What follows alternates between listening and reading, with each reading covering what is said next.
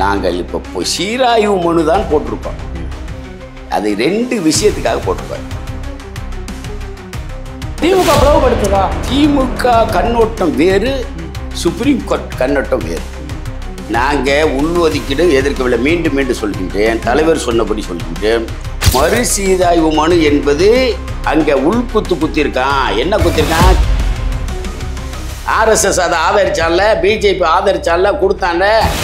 அப்போ ஏன் அந்த கிரிமினல் சொல்லல? இப்போ இந்த சமுதாயத்துக்கு கொடுக்கும்போது ஏன் கிரிமினல் சொல்கிறான்?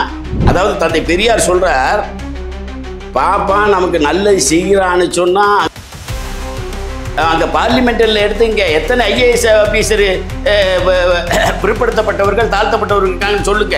எத்தனை பேர்? நிர்மலா சீதாராமன் என்ன தொகுதியில் நின்று ஜெயிச்சா போகுது இது வரைக்கும்?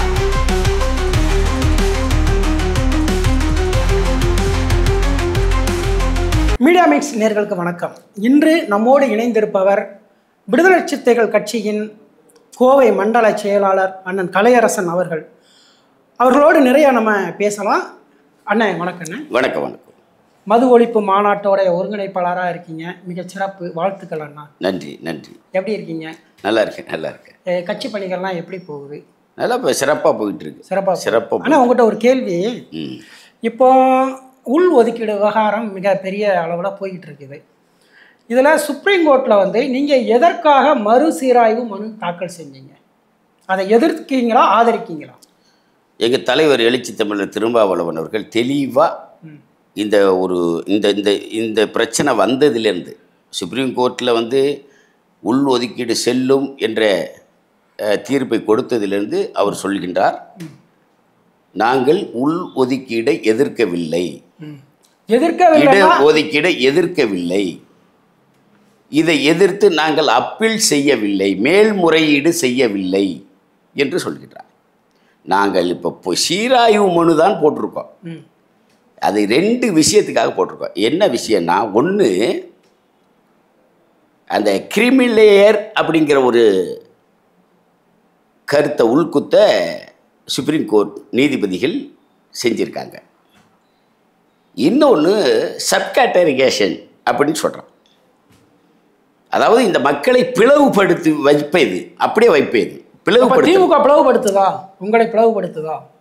திமுக கண்ணோட்டம் வேறு, சுப்ரீம் கோர்ட் கண்ணோட்டம் வேறு. நாங்கள் பிளவுபடுத்த தகத்தில் நாங்கள் சமூக நீதி என்பது அவரவர்களுக்கான எண்ணிக்கைக்கான இடஒதுக்கீடை கொடுக்க வேண்டும் என்பதிலே எங்களுக்கு மாற்று கருத்தே கிடையாது. தந்தை பெரியார் கொள்கையிலிருந்து சரிதான், அம்பேத்கர் அவர்கள் வழித்த அந்த இடஒதுக்கீடு அந்த கான்செப்ட் எடுத்ததுலேருந்து சரிதான். இடஒதுக்கீடு என்பது சமூக ரீதியான ஒரு நீங்க சொல்வது இருக்கட்டும். இப்போ அம்பேத்கர் சொல்லட்டும், பெரியார் சொல்லட்டும், நாங்க அதை ஏற்கிறோம், அதுல எந்த மாற்றமும் கிடையாது. இப்ப ஜக்கையன் என்ன சொல்றாருன்னா, எங்க மக்களை நீங்கள் கணக்கெடுப்பு எடுத்து எங்களுக்கு உள் ஒதுக்கீடு வேணாம், தனி ஒதுக்கீடு வேணும்னா சொல்றாரு.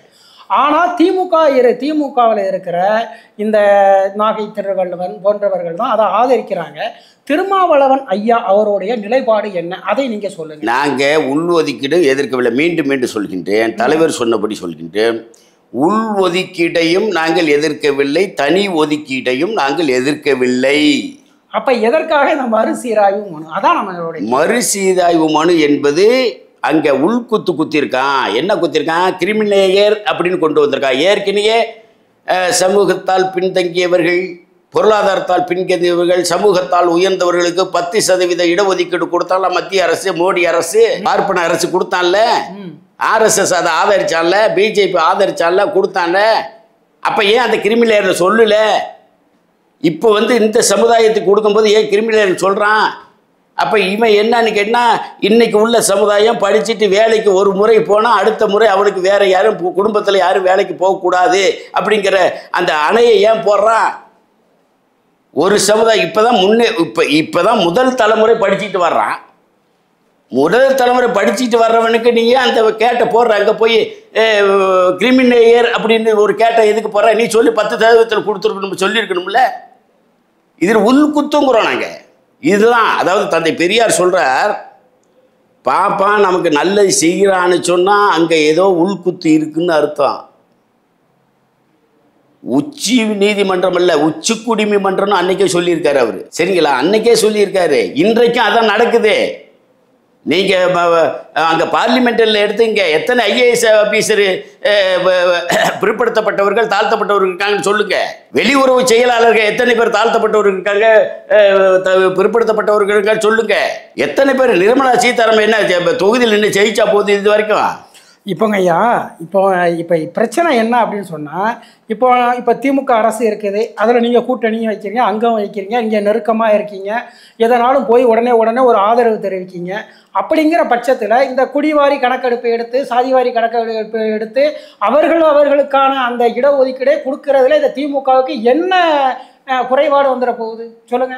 குறைய இல்லைங்கிறோம். நாங்கள் அதானே கேட்குறோம். ஜாதி வாரிய கணக்கெடுப்பு எடுங்கன்னு தான் சொல்கிறோம். அவர் மத்திய அரசு தான் எடுக்கணும்னு முதலமைச்சர் சொல்றாரு. மத்திய அரசு தான் எடுக்கணும், மத்திய அரசு தான் எடுக்கணும்.